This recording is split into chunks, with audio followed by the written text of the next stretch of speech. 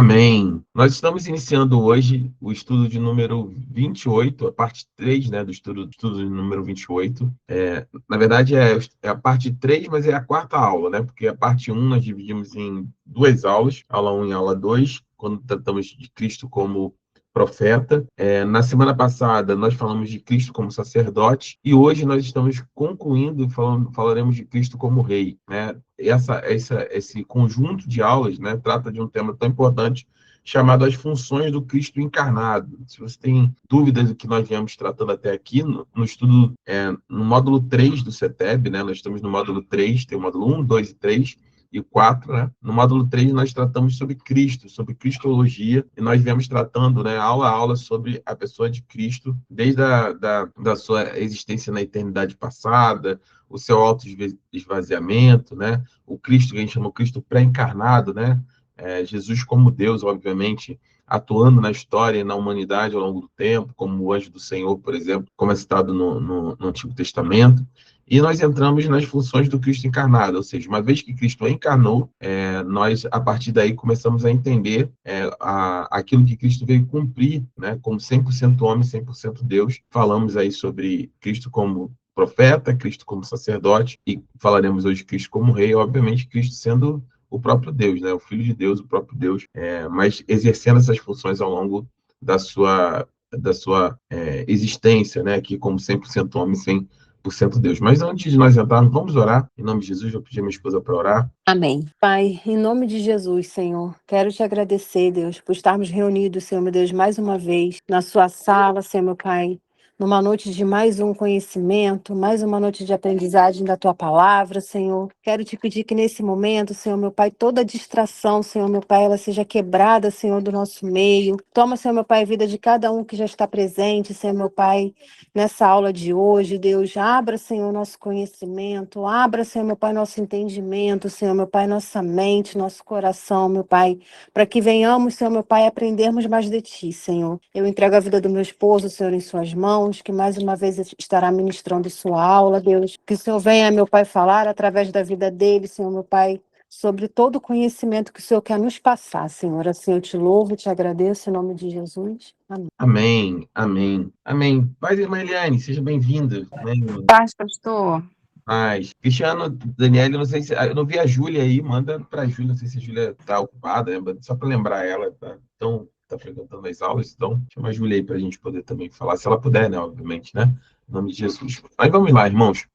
Nós estamos falando, né, ao longo dessas últimas semanas, sobre o ministério. Deixa eu compartilhar aqui a tela. Pronto. Sobre esse tema tão importante, né? Que são as funções do Cristo encarnado, né? Hoje nós estamos tratando a aula 3, que é Cristo como um rei, e nós vamos tratar, né, nessa aula aqui, como eu falei, né, essa aula integra esse ciclo, né, de estudo sobre essas funções do Cristo encarnado como profeta, sacerdote e rei. Se você tem alguma dúvida, todas as nossas aulas que nós damos terças-feiras, nesse horário, às 20 horas, ao vivo aqui, via Google Meet, elas são gravadas e todas as sextas-feiras, né, às vezes escapa, mas normalmente sextas-feiras, nós liberamos as aulas gravadas para que os irmãos possam acompanhar. Então, se você entrar no canal do YouTube da igreja, você vai ter todas as aulas, tanto da turma 2, que nós estamos aqui agora no módulo 3, né? Essa é a turma 2 do CETEB.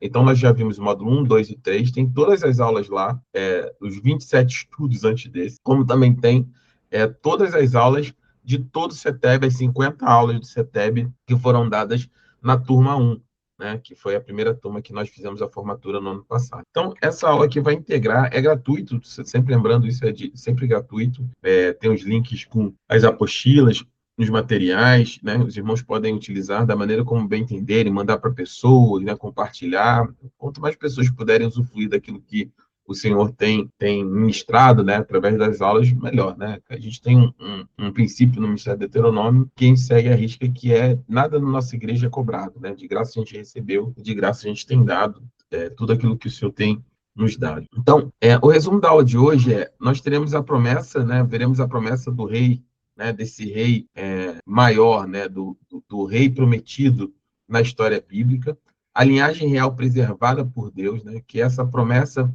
desse rei, ela começa muito antes da vinda de Cristo. Nós veremos o cumprimento em Cristo e Cristo como rei soberano sobre todas as coisas. Irmãos, é importante, quando nós falamos desse tema, como Cristo como rei, é importante que nós tenhamos a visão macro. Na última aula, na aula que nós já liberamos lá no canal da igreja, é a última aula, estudo 28, aula 2, Cristo como sacerdote, eu abri a aula, né, e usei uma ferramenta aqui, o Miro, né, que é uma ferramenta, é uma prancheta, né, ao vivo com irmãos, e fui desenhando ali toda a história, desde lá da queda do homem, desde Abraão, Isaac e Jacó, o nascimento do sacerdócio levítico, né, a partir de Arão, enfim, fui explicando todo o processo, porque é importantíssimo que nós tenhamos essa visão clara sobre o todo, né, para que possamos ler a Bíblia e entender claramente aquilo que Deus está fazendo ao longo da história, né? A Bíblia é apaixonante. Infelizmente, muitos irmãos têm dificuldade na leitura porque acabam não entendendo, né, todo o contexto. É óbvio que você não precisa saber de nada disso para entender a palavra de Deus. Ela é a palavra de Deus. Deus fala conosco nela, independente do nosso conhecimento. Pode ser uma pessoa que tem toda a instrução do mundo e não seja sensível ao Espírito, e pode ser uma pessoa que não tem nenhuma instrução e é sensível ao Espírito, e o Senhor vai falar com a pessoa que está sensível, ainda que não tenha conhecimento, e o entendimento daquele que tem conhecimento estará fechado se ele não tem um coração para Deus. Então, a palavra de Deus, ela é viva. Então, nós não precisamos desse conhecimento, vamos dizer assim, prévio, para entender. Mais uma vez que nós temos a oportunidade de entendê-lo, é fundamental para a gente poder caminhar ao longo das Escrituras como fosse uma contemplação de como Deus é maravilhoso e como Deus esteve sempre no controle da história. E, obviamente, isso aumenta a nossa fé, isso cresce o nosso entendimento a respeito daquilo que Deus está fazendo. Então, dito isso, o que é importante, eu separei 2 vídeos aqui para nós vermos, bem rápido, de 5 minutos. Entender que o que Jesus está fazendo agora como rei, de tomar o governo para si como 100% homem, 100% Deus, o Messias, né, aguardado, esperado, prometido, o rei que haveria de vir, ele vem para corrigir algo que começou não quando o último rei de Israel cai. Não é sobre um reinado terreno, não é sobre um reino físico, não é sobre um reino de homens, mas é sobre um reino espiritual. E esse reino, ele vem ser resgatado, ele já existe, né? E Jesus vem ser rei desse reino que havia sido entregue por quem? Pelo último rei de Israel? Pelos últimos reis de Israel? Não. Veio a ser entregue lá em Gênesis, lá com a queda do homem, quando Adão abre mão do governo sobre toda a criação e entrega isso, né, a Satanás através do pecado, e quando o pecado vira a porta de entrada para a morte no mundo. Lá atrás, esse governo que o homem tinha recebido de Deus para governar sobre toda a criação, ele é entregue. Tanto que nós vemos como Jesus é levado até o deserto. Satanás oferece a ele uma das tentações, olha, se ajoelhado, se prostrar, né, e me adorar, eu vou te entregar todos os reinos da terra, né, que foram entregues. Foi entregue a Satanás esse governo, e Jesus vem resgatar esse governo espiritual sobre todas as coisas, sobre toda a criação.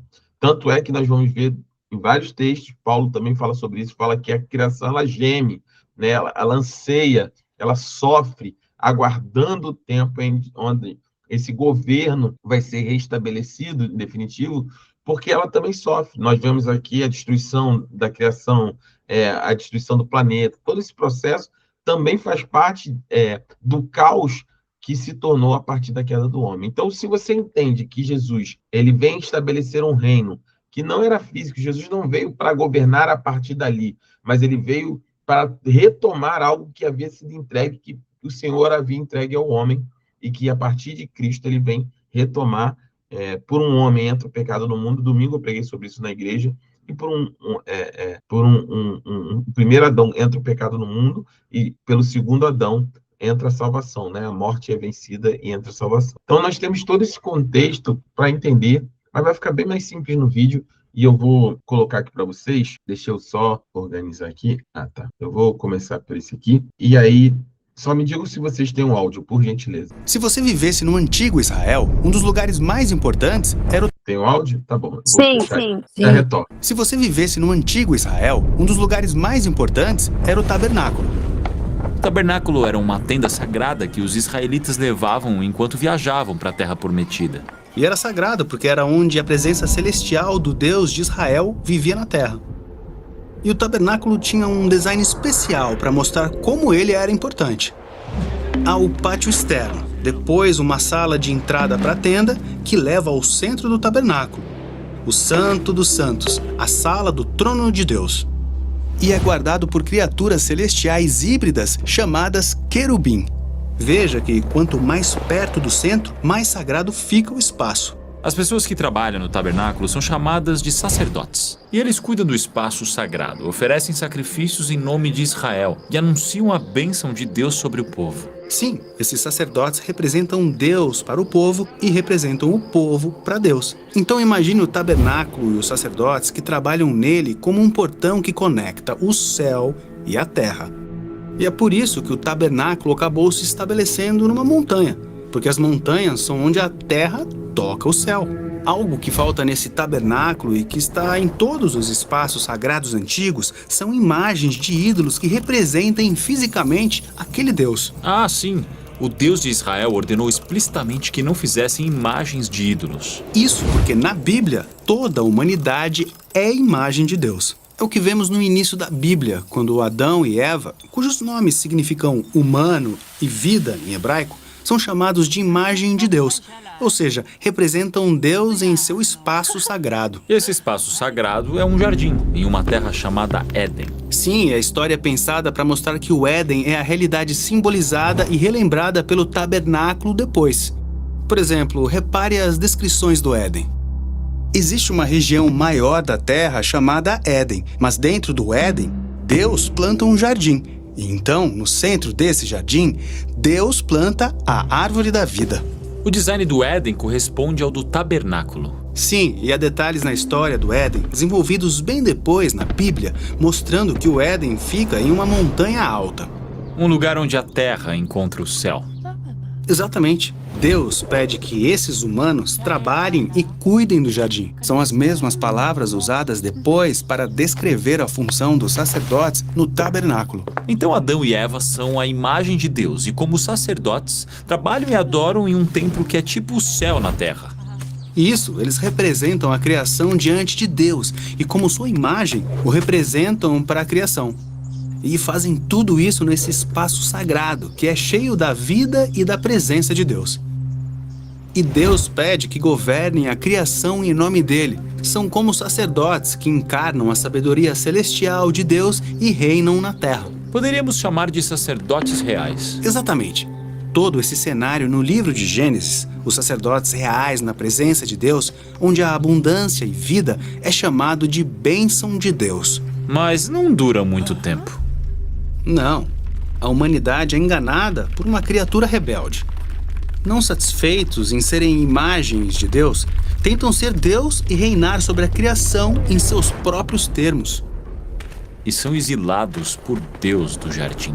E Deus coloca querubins na porta do Éden para impedir que voltem. Que tragédia. A humanidade desistiu da função dada por Deus. Mas não acaba aí. O resto da história bíblica é sobre a missão de Deus de desfazer essa tragédia, para que os humanos recuperem o acesso ao céu na terra, onde finalmente serão os sacerdotes reais de Deus. Tudo começa com uma promessa de Deus a Adão e Eva, que um de seus descendentes derrotaria o enganador e reinaria sobre ele. Deus diz que esse descendente vai ferir a cabeça do enganador, mas também será ferido por ele. Então essa figura sacerdotal restaurará a bênção de Deus, sacrificando sua própria vida. Mas isso ainda é só uma promessa. Sim, então na história seguinte encontramos a próxima geração fora do Éden. 2 irmãos na porta do jardim oferecendo sacrifícios a Deus quase como sacerdotes. Talvez Deus aceite essas ofertas e eles possam voltar ao Éden. Mas infelizmente um deles, Caim, fica furioso por Deus preferir o sacrifício de seu irmão Abel. E então Caim mata o seu próprio irmão. Caim é exilado para ainda mais longe do Éden e da bênção de Deus.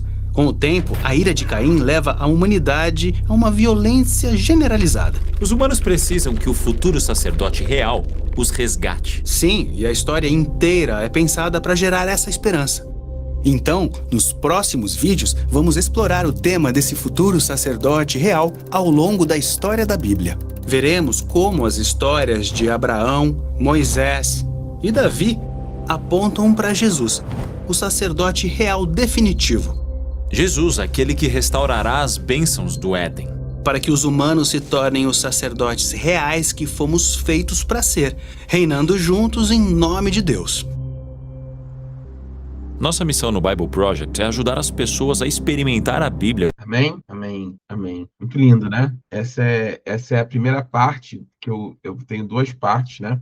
Que eu gostaria de falar com vocês, mostrar. Então, essa é a primeira parte, só estou recapitulando para vocês entendam. Então, nós fomos chamados para sermos o sacerdócio real de Deus no Éden. A humanidade foi chamada como sacerdote, né? Como ministradores, né? De toda a criação diante de Deus, assim como os sacerdotes faziam no tabernáculo. Só que o homem entrega esse governo, o homem entrega essa posição, tentando, não satisfeito, né? Eu gosto muito quando ele diz isso, não satisfeito em ser imagem de Deus, ele tenta ser Deus, ele tenta governar, né, a sua própria vida. Então, a definição mais básica e mais simples que nós podemos ter é que Deus é aquele que governa a sua ou a minha vida. Quem governa a nossa vida é Deus. Ou seja, tudo aquilo que governa a sua vida é o seu Deus. Se Deus, o Senhor, Jeová, governa a sua vida, o Senhor é o seu Deus. Se o seu trabalho, seu relacionamento, as suas vontades, seus desejos, as minhas vontades, os meus desejos governam a minha vida, então essas coisas são o meu Deus. Por isso que o Senhor, quando dá lá o mandamento em Êxodo capítulo 20 a Moisés, ele diz claramente, né? Amará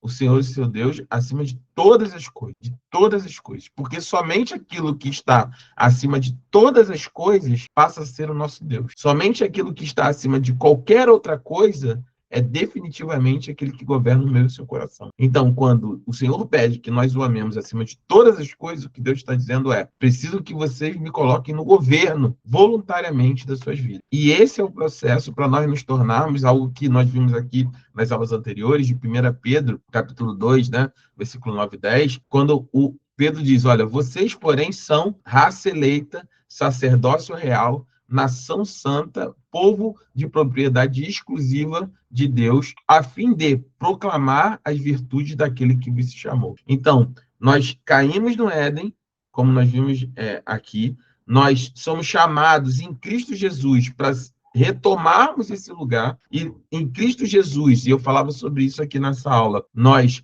não dependemos, né, de intermediários. Você viu que ele começa ali, o vídeo ele fala, os sacerdotes no templo, eles representavam a humanidade diante de Deus e Deus diante da humanidade. Cristo, ele passa a ser o único e suficiente sumo sacerdote, como nós vimos na outra aula.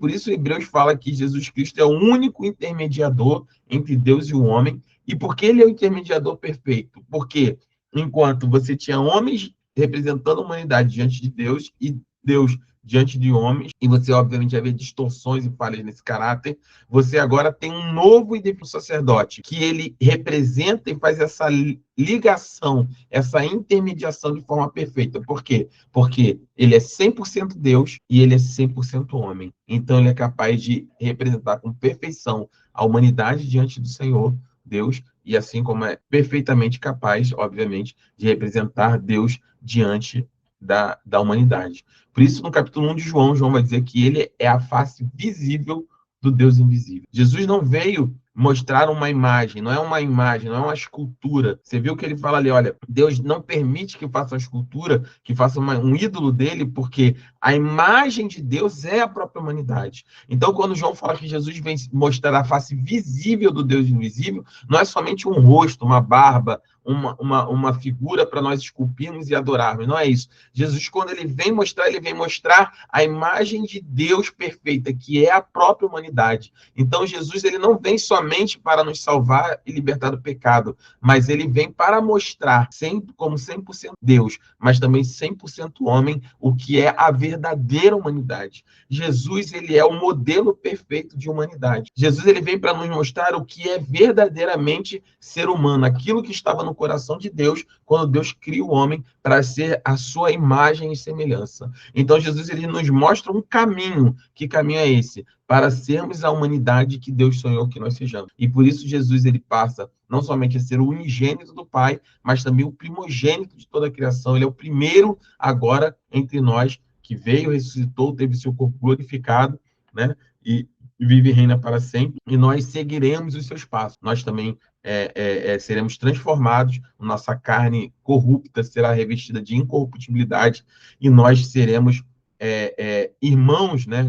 Nós somos co-herdeiros de Cristo, né? Somos filhos de Deus e seremos a imagem perfeita de Deus, exercendo perfeitamente a nossa humanidade, que como Deus sonhou e nos criou. Deus não nos criou para sermos deuses, Deus nos criou para sermos a sua imagem e semelhança, sendo perfeitamente humanos, porque a humanidade é a coroa da criação. O que nós vimos hoje aqui não é a humanidade que Deus criou, é a humanidade caída, distorcida e entregue ao pecado. Então, agora a gente vai ver a segunda parte na verdade, a quinta parte desse vídeo. Existem outras partes que vão tratar ali sobre Moisés, sobre Davi, mas, obviamente, eu não tenho tempo aqui de mostrar todos esses vídeos, mas você pode procurar, eu posso depois também mandar para vocês, mas eu quero mostrar ali a parte sobre Jesus agora. Tá bom?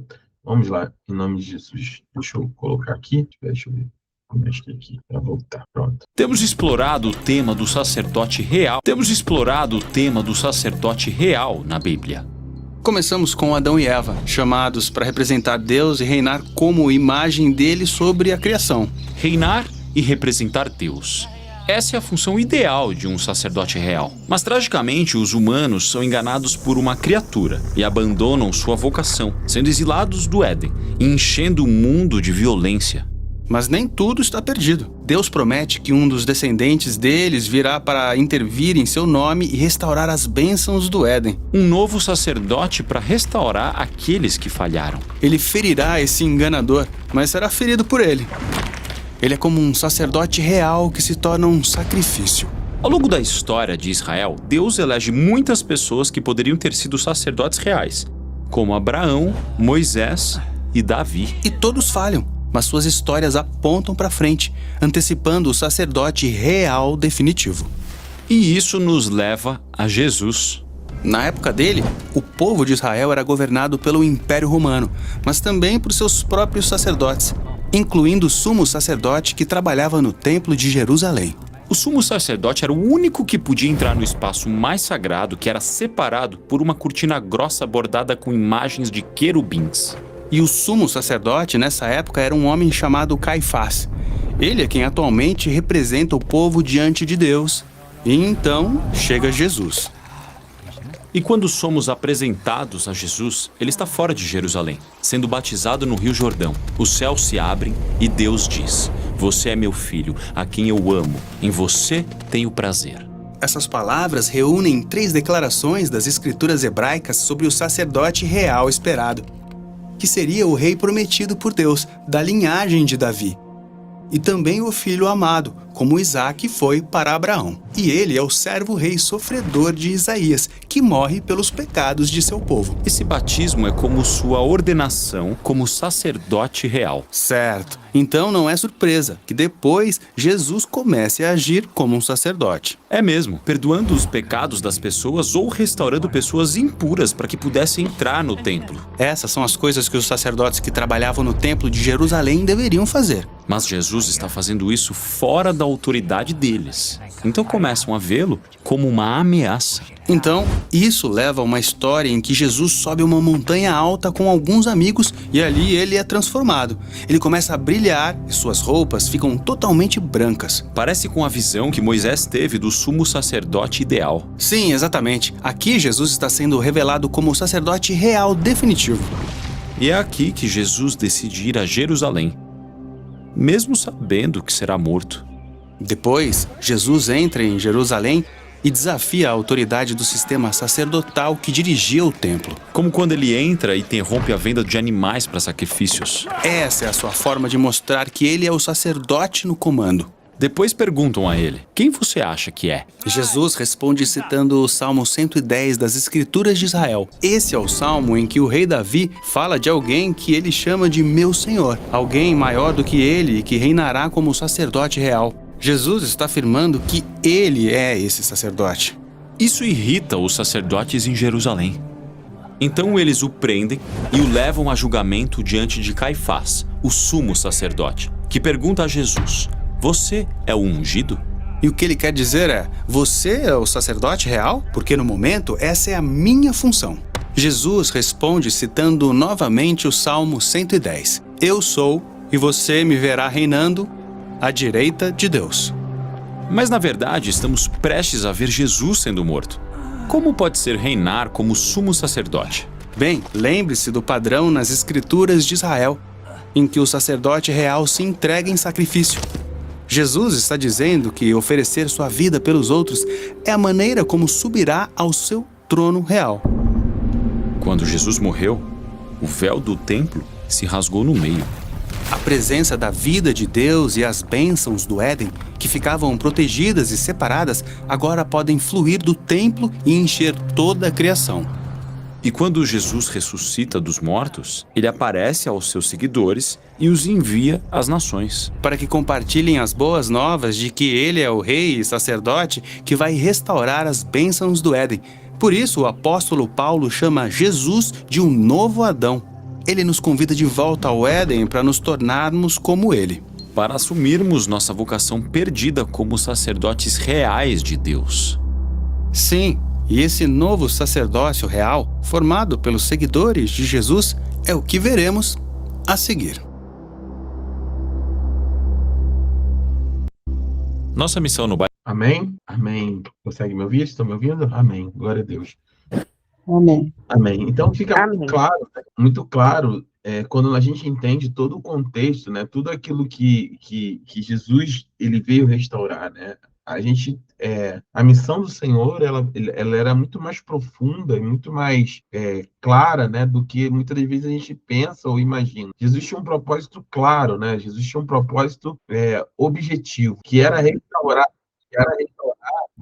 restaurar justamente a nosso acesso, né? A nossa condição de sacerdotes reais diante do próprio Deus. Por isso que eu falei aqui na última aula, nas últimas aulas, né, do estudo 28, que esse precisa ser um valor inegociável para a igreja. Nós, como discípulos de Jesus, nós não podemos mais cometer o erro de terceirizar aquilo que o Senhor nos entregou. O que eu estou dizendo com isso? Eu falava, olha, eu sou pastor da igreja, mas a função pastoral, ela não é uma função, ela é uma função sacerdotal, obviamente de autoridade, no sentido de governo da igreja, de ensino da igreja, de cuidado dos irmãos, de pastoreio dos irmãos, isso é sem dúvida.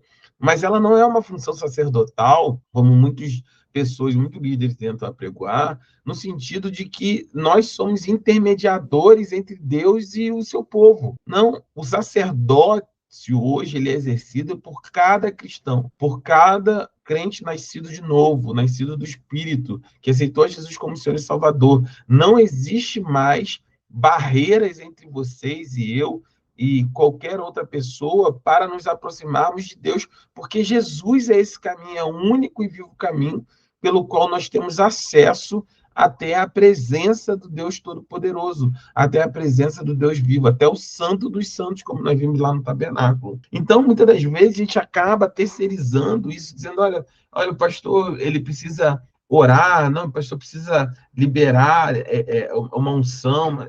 Irmãos, nós precisamos entender que, óbvio, nós pastores podemos orar, óbvio, muitos irmãos em Cristo, incluídos de autoridade, podem, né, declarar, libertar, repreender em nome de Jesus, isso é óbvio. Ninguém discute esse processo e ninguém, obviamente, é contrário a isso, nem discorda disso. Mas existe esse processo e existe o fato de nós queremos terceirizar o nosso sacerdócio. O que eu estou dizendo? Você é o sacerdote da sua própria vida. Cabe a você e não a nenhum outro buscar se aproximar de Deus, se chegar a Ele em oração, se chegar a Ele conhecendo a palavra, ser o sacerdote real que anuncia, como falou ali no final do vídeo, as boas novas, né? A unção que desceu sobre nós, e Pedro fala isso lá no texto de Pedro que eu li, né? Nós somos nação santa, povo eleito, com a finalidade de proclamar a glória de Cristo. Isso não pode ser terceirizado, isso não pode ser entregue. Isso custou muito caro. Olha todo o processo, desde a queda até a morte e a ressurreição de Cristo, para que Deus restaurasse isso que nós temos de tão precioso. Por isso que nós podemos hoje entrar com confiança, não só num culto na igreja, mas agora aí no seu lar, ou quando nós terminarmos aqui no seu secreto, ou mais tarde no jejum da igreja, na live de oração, ou no próprio culto amanhã, busca. Nós temos o livre acesso à presença do Deus Todo-Poderoso. E isso acontece porque Jesus tomou de volta, né, o governo, o sacerdócio real, sobre tudo aquilo que havia sido perdido no Éden. Então, nós não podemos aceitar, né, nós cristãos protestantes, né, e faz parte do Ministério do Deuteronômio, né, nós pensamos dessa forma, por isso se chama Deuteronômio, né, nós queremos refalar, reafirmar, né, essas verdades, né, de que nós não podemos terceirizar, não existe a menor chance de nós, como cristãos protestantes nascidos de novo, entregarmos o nosso sacerdócio a quem quer que seja. Não existe como nós abrimos mão daquilo que Jesus nos entregou. Nós temos autoridade em Cristo sobre a nossa vida, nós temos autoridade em Cristo sobre os nossos filhos, sobre o nosso lar. E quando nós entendemos que nós somos sacerdotes, sim, mas reais, nós passamos a reinar em vida através de Cristo. Por isso o apóstolo Paulo fala, já não vivo eu, mas Cristo vive em mim. Em João 10,10 fala da vida abundante que o Senhor nos traria. Essa vida abundante não era futura, não era uma vida abundante lá quando Jesus voltar e nós vivemos eternamente com ele. Não, ela começaria a partir do momento que Jesus habitasse em nosso coração. E muitos crentes não vivem essa vida, não reinam, e isso não significa que você não vai ter problemas, isso não significa que não vão levantar tentações, que você não vai ser atacado. Não é sobre isso. É sobre você ter a certeza da sua identidade, que ainda que essas coisas se levantem, você é filho de Deus, você é sacerdócio real e você tem autoridade no nome de Jesus, em Cristo Jesus, sobre todas essas coisas, para repreender, para declarar, para se opor ao diabo, ao mundo e ao pecado. E nós somos os responsáveis, como autoridades em Cristo Jesus, também para anunciar a outras pessoas que estão cativas, como nós já fomos, que existe sim uma saída, que existe uma forma de elas viverem essa vida longe da escravidão, longe da morte, longe de uma vida caída, como o primeiro Adão nos condenou, porque o segundo Adão, que é Cristo Jesus, conforme fala em Hebreus, veio e reina e governa sobre todas as coisas, e junto com ele, nele, a partir do momento que aceitamos Jesus como Senhor e Salvador das nossas vidas, nós também podemos exercer esse sacerdócio e nós também podemos reinar junto com ele em vida. Então, concluindo, né, essa parte do estudo, né, nós vamos ver agora aqui de maneira mais didática, como profeta, né, e como sacerdote. Agora a gente vai analisar a função dele como rei, né? Nós já vimos como profeta, como sacerdote, e vamos analisar a função de Cristo como rei, né? Se o profeta, né, e nós falamos na última aula, revela Deus e o sacerdote reconcilia, o rei governa, obviamente, né? O profeta, nós falamos nas primeiras aulas sobre a revelação da vontade de Deus, o sacerdote sobre o ministério da reconciliação, e agora, como rei, nós vamos falar do governo. E a Escritura vai mostrar, né, que o reinado de Cristo não começa no Novo Testamento. Ele é prometido ao longo de toda a história bíblica. Jesus já havia sido apontado, prometido desde o início, né? Então, só recapitulando para ficar claro, quais são as três funções de Cristo? Primeiro, como profeta, ele revela a Deus, né? Nós falamos sobre isso. Enquanto os profetas, né, no Antigo Testamento, eles viam de forma fragmentada, Jesus é o profeta, né? O profeta maior, obviamente ele é Deus. Não confundam. O fato de dizer que Jesus é profeta, não dizer que ele é profeta, ele não é Deus. Não, ele é Deus, mas eu não sei como 100% Deus, 100% homem, na sua função como 100% homem, 100% Deus encarnado, ele foi o maior profeta no sentido de revelação de Deus e da vontade de Deus. Todos os profetas, eles vinham revelar o Deus, expor o pecado, revelar a vontade de Deus, mas vinham de forma fragmentada. Jesus, ele traz de uma vez por todas a revelação completa. Jesus mostra a face de Deus e Jesus mostra a vontade de Deus para a humanidade. Como sacerdote, né, que tinha a função de reconciliar, nós já vimos ele reconcilia toda a humanidade, sendo não somente ele quem oferta o sacrifício, como ele sendo o próprio sacrifício, e nós vamos ver como ele governa todas as coisas. Então, a história da redenção começa lá com uma promessa, né? Em Gênesis capítulo 3, versículo 15, né, nós já vimos aqui no vídeo, assim que o homem cai, né, que Deus estabelece, né, o seu juízo, né, quando Adão e Eva caem, ele fala para a serpente, ele fala, olha, eis que eu vou colocar uma inimizade entre você e o filho da mulher.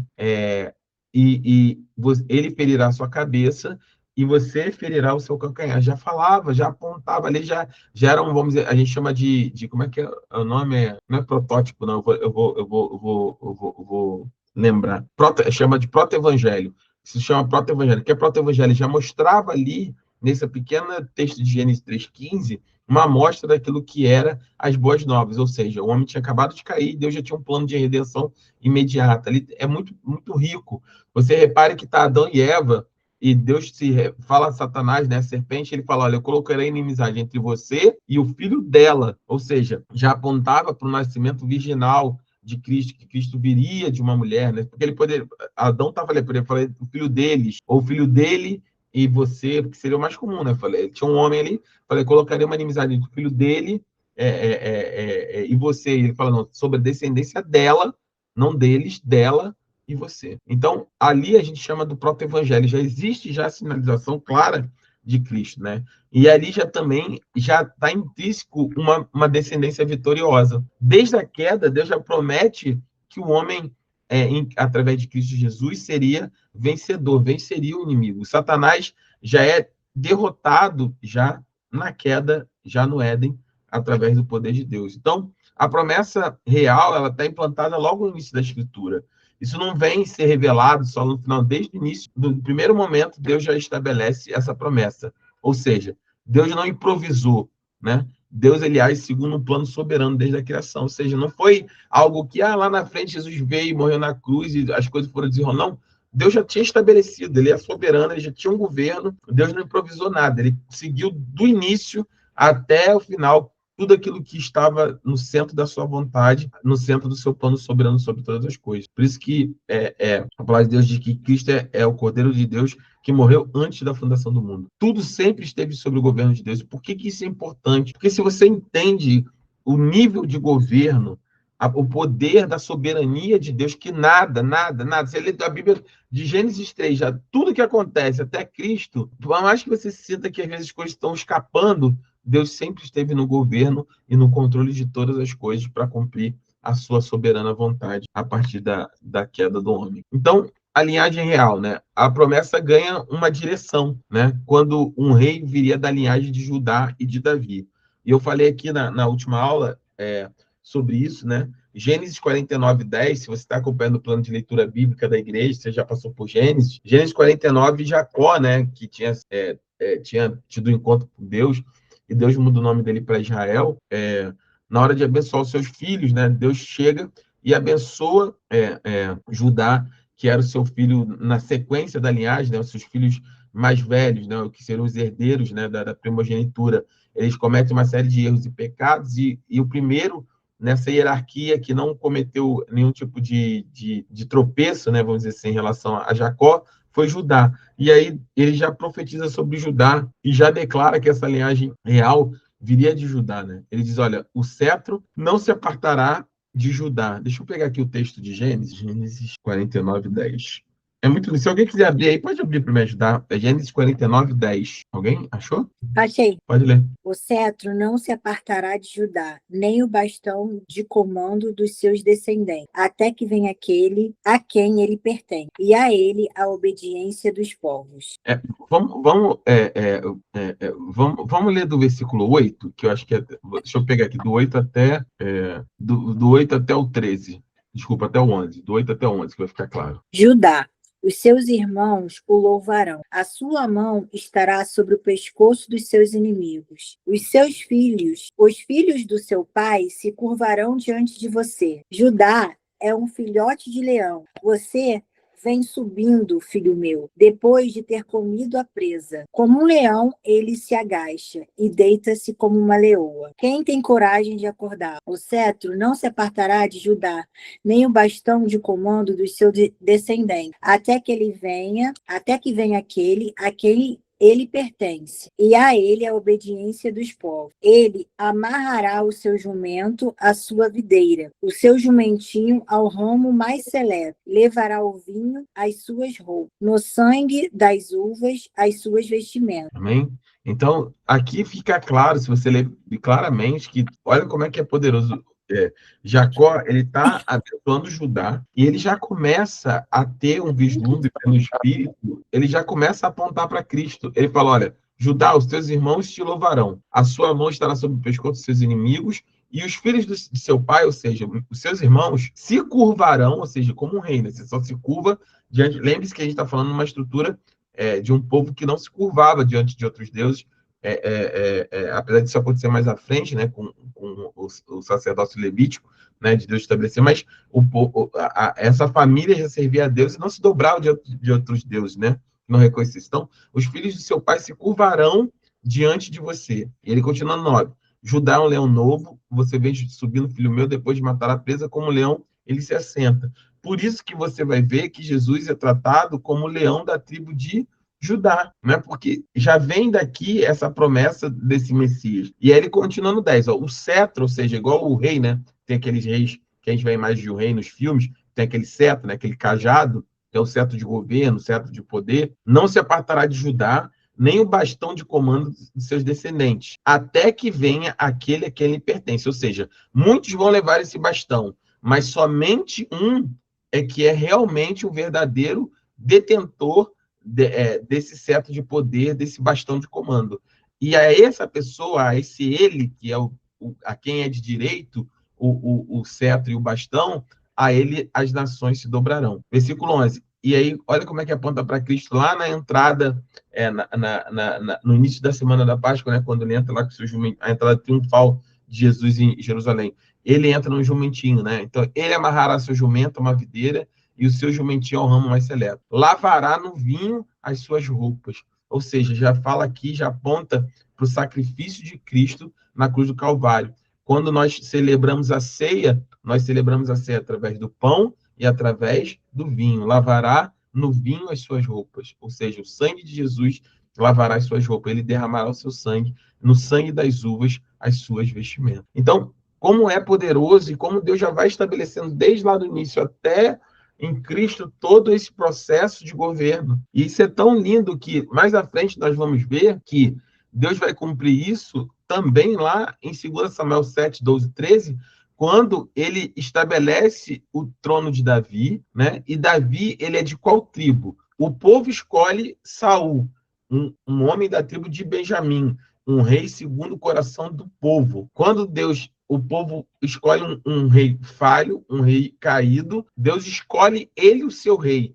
E ele escolhe que rei? Ele escolhe a Davi, que era de qual tribo? Da tribo de Judá, cumprindo o primeiro rei de Israel, escolhido por Deus, cumpre a promessa da profecia que Jacó tem sobre Judá. Deus coloca um rei, cumprindo aquilo que ele fala em Gênesis 49, ele coloca um rei da tribo de Judá, ele coloca um rei sobre toda Israel. E aí, no capítulo 7, a 12, a 13, Deus faz uma promessa para Davi. Ele fala para Davi que ele estabeleceria o trono de Davi, o seu trono, para todo sempre. A promessa vai mais profunda. Deus promete que o poder se manteria nessa linhagem de Judá, nessa família, né, o cetro de poder, até que viesse aquele a quem ele pertence, e ele fecha dessa tribo inteira para uma única linhagem, para a linhagem de Davi. A promessa se aprofunda, ou seja, será da linhagem de Davi como um trono eterno. Ou seja, Deus promete a Davi que ele reinaria para sempre, ou seja, sua descendência reinaria para sempre. Por isso, Jesus,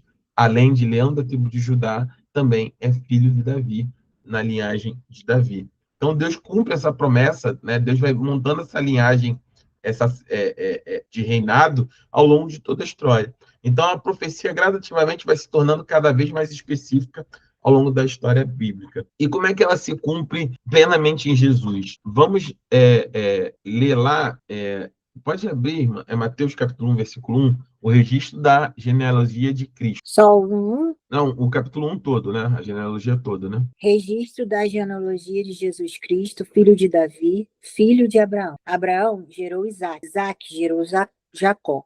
Jacó gerou Judá e seus irmãos. Judá gerou Pérez e Zerá, cuja mãe foi Tamar. Pérez gerou Esrom gerou Arão. Arão gerou Aminadab. Aminadab gerou Naasson. Naasson gerou Salmão. Salmão gerou Boaz, cuja mãe foi Raabe. Boaz gerou Obed, cuja mãe foi Ruth. Obed gerou Jessé. Jessé gerou o rei Davi. Davi gerou Salomão, cuja mãe tinha sido uma mulher de Urias. Salomão gerou Roboão. Roboão gerou Abias. Abias gerou Asa. Asa gerou Josafá. Josafá gerou Jorão. Jorão gerou Uzias. Uzias gerou Jotão. Jotão gerou Acais. Acais gerou Ezequias. Ezequias gerou Manassés. Manassés gerou Amon. Amon gerou Josias. Josias gerou Jeconias e os seus irmãos no tempo do exílio na Babilônia. Depois do exílio na Babilônia, Jeconias gerou Salatiel. Salatiel gerou Zorobabel. Zorobabel gerou Abiúde. Abiúde gerou Eliaquim. Eliaquim gerou Azor. Azor gerou Sadoc. Sadoc gerou Aquim. Aquim gerou Eliúde. Eliúde gerou Eliasar. Eliasar gerou Matã. Matã gerou Jacó. Jacó gerou José, marido de Maria, da qual nasceu Jesus, que é chamado de o Cristo. Assim, ao todo, houve 14 gerações de Abraão a Davi, 14 de Davi até o exílio na Babilônia e 14 do exílio até Cristo. Amém, amém. Então, por que eu estou trazendo essa genealogia a respeito de Cristo, né? Porque Mateus abre confirmando no seu evangelho, né, assim como Lucas, que Jesus é o herdeiro da promessa real que vem desde lá de Judá, né? O anjo, em Lucas, capítulo 1, versículo 32 e 33, confirma que Jesus receberia o trono eterno prometido a Davi. O Senhor Deus lhe dará o trono eterno de seu pai Davi. Deixa eu colocar aqui a Bíblia que eu separei, ó. E algumas coisas interessantes que eu quero chamar a atenção, vocês estão vendo aí, né? Aqui na genealogia de Cristo, ó. Então ele começa falando, olha, Deus chama Jesus Cristo, genealogia de Jesus Cristo, filho de Davi. Então, aqui já começa. Filho de Abraão, aí ele começa, olha. Lembra das duas alianças, a aliança abraâmica e a aliança davídica. Em ti serão benidas todos os povos da terra, e você reinará para sempre. E aí ele começa. Abraão gerou Isaque, Isaque Jacó, Jacó gera Judá. Aqui a gente está lá em Gênesis 49, tá? E aí ele começa a desenvolver todo o processo de genealogia de Cristo. Pode perguntar, irmã Fernanda? Oi. Você levantou a mão aí? Foi sem querer. Ah, tá bom. Então ele começa a gerar aqui toda a estrutura. Está lá em Gênesis 49. E aí ele vem caminhando ao longo dessa estrutura da genealogia de Cristo. E olha como é lindo, como Deus não se esquece. Deus vai colocando na estrutura da genealogia a fidelidade daqueles que amaram ao Senhor acima de todas as coisas. Ele vai chegar aqui, ele chega em Boaz, lembra? Boaz, que ele tem como quem na genealogia. Quem está envolvido com a história de Boaz? Eu quero ver se vocês lembram. Quem é Boaz na história bíblica? Marido de Ruth. Marido de Ruth. Então, a mãe, né? A mãe de Boaz, a mulher de Boaz é Ruth. Ó. Boaz gerou Obed, cuja mãe foi Ruth. Então, a mãe de Obed é Ruth, Boaz, esposo de Ruth. Mas olha quem era a mãe de Boaz. Quem era a mãe de Boaz? Era Raabe. Quem foi Raabe? Lembram da prostituta com os espias que escondem eles? Ela esconde ele e desce eles pelo cesto na muralha? Raabe é a prostituta. Olha como é que Deus ele vai inserindo na genealogia a fidelidade daqueles que vão estabelecendo toda a história bíblica, tudo que vem antes do Antigo Testamento, das pessoas que vão crendo, das pessoas que vão confessando, das pessoas que vão crendo no Messias, crendo que o Senhor é Deus, Deus vai encaixando todos eles. E aí começa, gerou Davi, ele continua, Obed gerou Jessé, que é o pai de Davi, e Jessé gerou a Davi, Davi gerou a Salomão, cuja mãe tinha sido a mulher de Urias.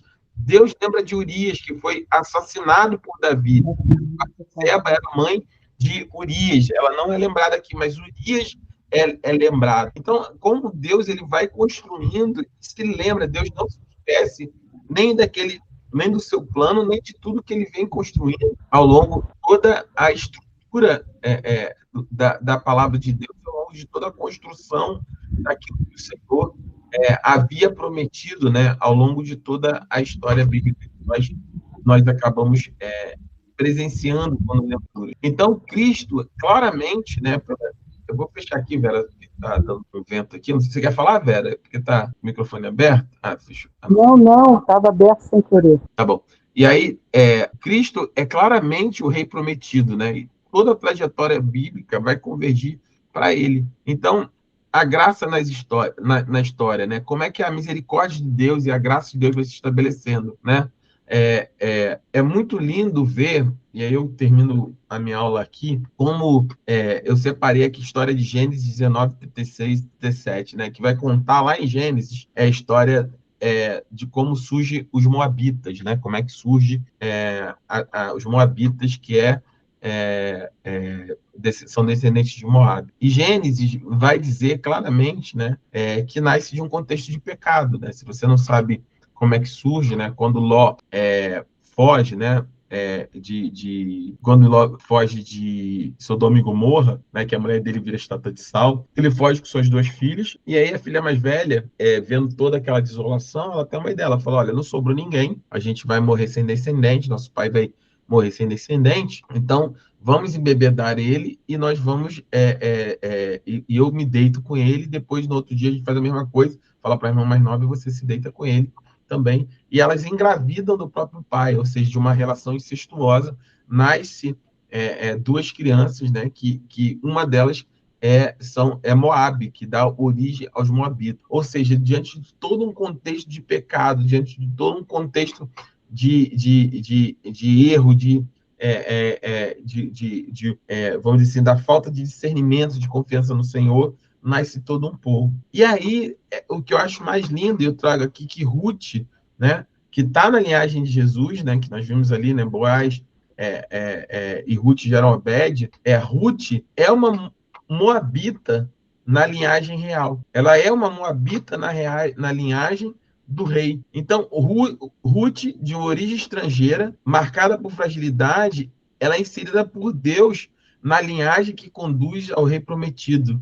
Ou seja, a graça de Deus transcende as origens das circunstâncias. O que eu estou tentando dizer com isso aqui? Deus não se importa com a nossa origem. Para o Senhor não faz a menor diferença quem é você, quem sou eu, de onde nós viemos, quem é a nossa família, qual foi a vida que nós tivemos antes de conhecê-lo. Senhor, nós éramos extremamente pecadores. Todos os pecados que cometeram, dos mais absurdos aos mais simples, para Deus não faz a menor diferença. Deus insere uma mulher que vem de uma história de desgraça, de pecado, de erro, de uma linhagem de um povo completamente corrompido e caído. Mas Deus acha graça em Ruth. Deus acha graça no coração daquela mulher. Aquela mulher decide confiar no Senhor com todo o seu coração, com todo o seu entendimento. E uma vez que ela toma essa decisão, o Senhor a adota. O Senhor, mais do que isso, a absorve. O Senhor faz questão que ela faça parte da família dele, da linhagem dele. E essa é a história de todos nós. Não importa como nós viemos chegar até aqui, não importa qual é a origem, de onde nós viemos, qual é a história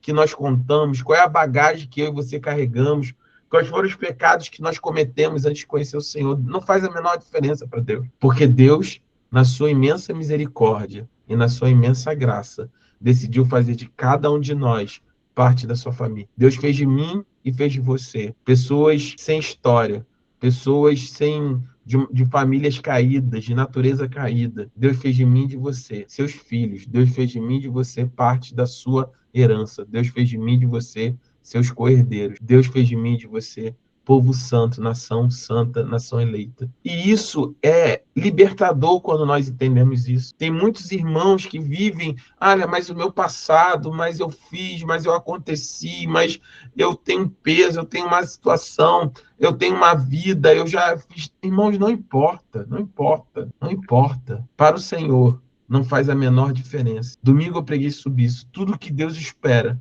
é apenas o nosso coração. Essas pessoas doaram. Uma prostituta, Raabe, entregou seu coração, a sua confiança.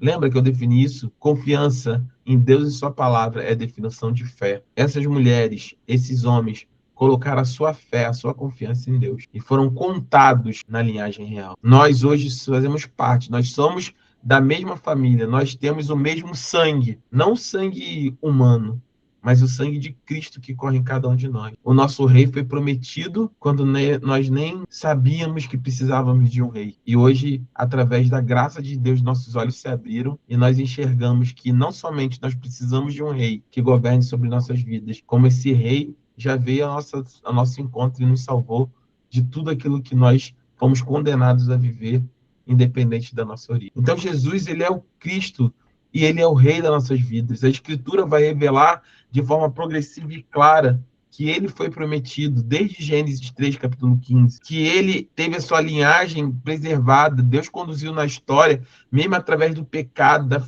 fragilidade humana, para garantir que essa linhagem real seja estabelecida. E mais do que isso, o seu reino foi anunciado. Os profetas e a genealogia de Cristo confirmam uma única coisa, que ele é o rei eterno prometido por Deus para cada um de nós. Então, Cristo não se tornou rei, Cristo não foi coroado rei, Cristo não recebeu a coroa, Cristo não, depois que fez tudo o que ele fez, ele se tornou um rei, não é isso. Como diz lá em Gênesis capítulo 49, sempre pertenceu a ele, todo o poder, toda a autoridade, o cetro, o governo, tudo sempre foi dele. Ele não se tornou rei, ele sempre foi o rei que nós esperávamos que viesse e que reinou e reinará de eternidade a toda eternidade. Então, a conclusão aqui é isso. Cristo reina, primeiro, sobre a história. Cada evento da história humana está sobre a soberania do Senhor. Absolutamente nada. Nós estamos vivendo tempos de guerra, de dificuldade, de onde nós estamos preocupados com tudo que está acontecendo no mundo. Não importa. O Senhor tem um plano e o Senhor está no controle de todas essas coisas. Cristo reina principalmente sobre o seu povo. Ele governa, ele protege, ele conduz a sua igreja com autoridade e amor. Não importa o que aconteça, não importa quantos homens maus se levantem, não importa quanta perseguição se levante, o Senhor sempre governará sobre o seu povo e sempre protegerá a sua igreja e conduzirá ela com autoridade e amor. E, acima de tudo, ele governa e reina sobre todas as coisas. O reinado dele não tem exceções. Jesus, não existe nada que aconteça que não esteja no controle dele. Tudo está sob seus pés. Então, o que nos resta diante dessa conclusão e desse conhecimento? Primeiro, submeter o nosso coração e a nossa mente ao seu senhorio. Reconhecer Jesus como rei vai exigir de nós algo muito profundo, entrega e obediência ao seu governo. Não adianta a gente declarar com a boca, não adianta a gente apontar e dizer Jesus é o meu rei. Nós precisamos reconhecê-lo como rei através de atitude, e essa atitude é de entrega e de obediência ao Senhor. E, acima de tudo, viver debaixo da sua autoridade. A nossa vida, a minha vida, a sua vida deve refletir que Cristo reina sobre nós. E essa autoridade, ela vai desde uma vida de santidade, uma vida de comunhão na igreja, mas também uma vida de pregação do evangelho, de compartilhar de Cristo. Tem sido um tema recorrente nas últimas semanas e vai ser durante todo esse ano na nossa igreja. Jesus é muito claro em Mateus, capítulo 28, a partir do verso 18. Jesus abre de maneira muito clara, ele não dá volta, ele não fala em parábola, ele não conta uma história. Jesus, ele é direto, ele fala, olha, toda autoridade, não uma autoridade, uma parte da autoridade, um percentual da autoridade, toda autoridade me foi dada no céu